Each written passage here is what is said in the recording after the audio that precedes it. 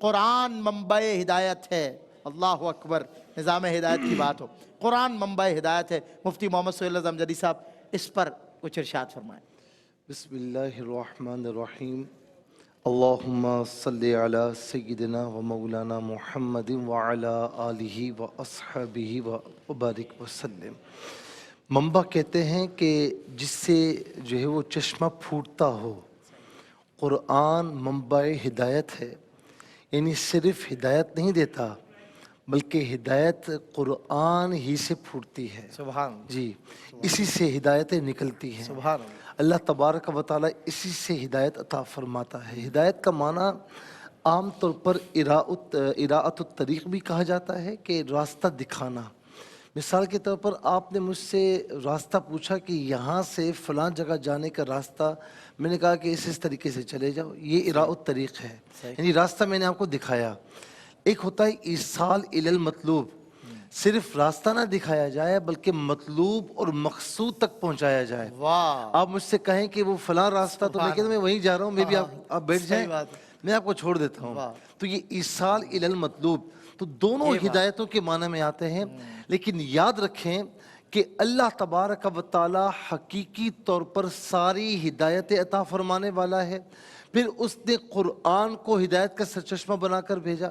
اسی طریقے سے حضور نبی کریم علیہ السلام کو ہدایت کا سرچشمہ بنایا. لیکن حقیقی طور پر فقط اللہ رب العالمین ہے جو ہادی ہے اور ہدایت عطا فرماتا ہے ایصال الی المطلوب کے حوالے سے.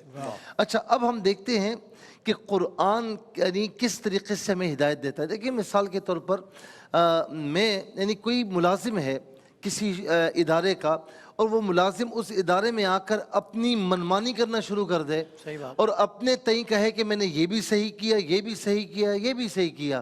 لیکن شام میں اس کا آنر ہے اور وہ کہے کہ بھائی تو نے کس سے پوچھ کر کیا؟ تو نے مجھ سے پوچھا، میری جگہ ہے، مجھے کیسے کرنا ہے کیسے نہیں کرنا تو مجھے بتانا چاہیے تھا نا.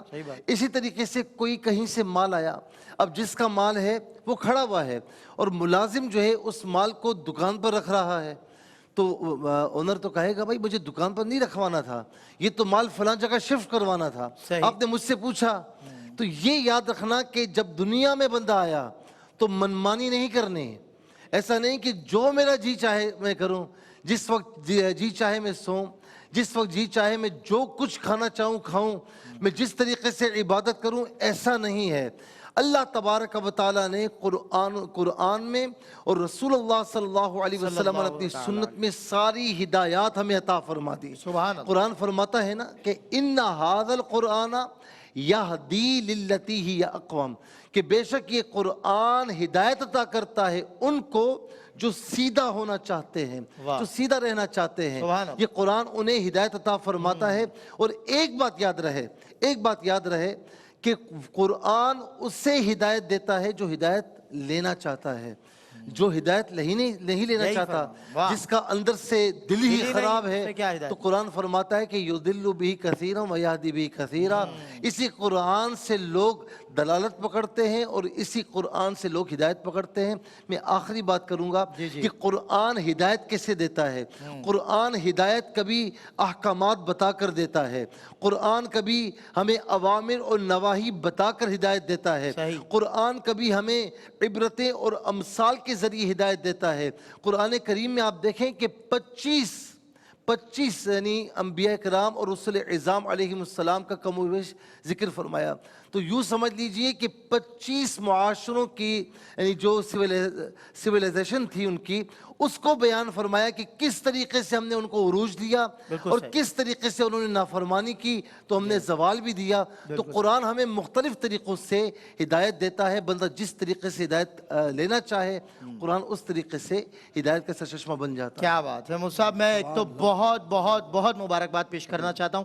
27واں مصلی، 29واں مصلی کل تراویح میں آپ نے ختم فرمایا، نماز تراویح میں ختم قرآن فرمایا. بہت بڑی کثیر تعداد میں جماعت آپ کے پیچھے تراویح ادا کرتی رہی. آج 29 سال ہو گئے اللہ نے آپ کو قرآن سے جوڑے رکھا ہے. اللہ تعالیٰ آپ کا نور ہمیں بھی عطا فرمائے. میں کہوں گا بھی کہ اس وقت جتنے میں نے ختم القرآن کیے ہیں، यानी एक तो तरावी में पढ़ा और इसके अलावा 5 किए हैं। माशाल्लाह तो मैं ये सब का सब क्यू टीवी के, क्योंकि बहुत पैगामात मुझे आते हैं, क्यू टीवी के जितने भी अहबाब ने दुआओं के लिए कहा, अपने मरहूमीन के लिए, मैंने सबको इसाल कर दिया। क्या बात, सुभान अल्लाह।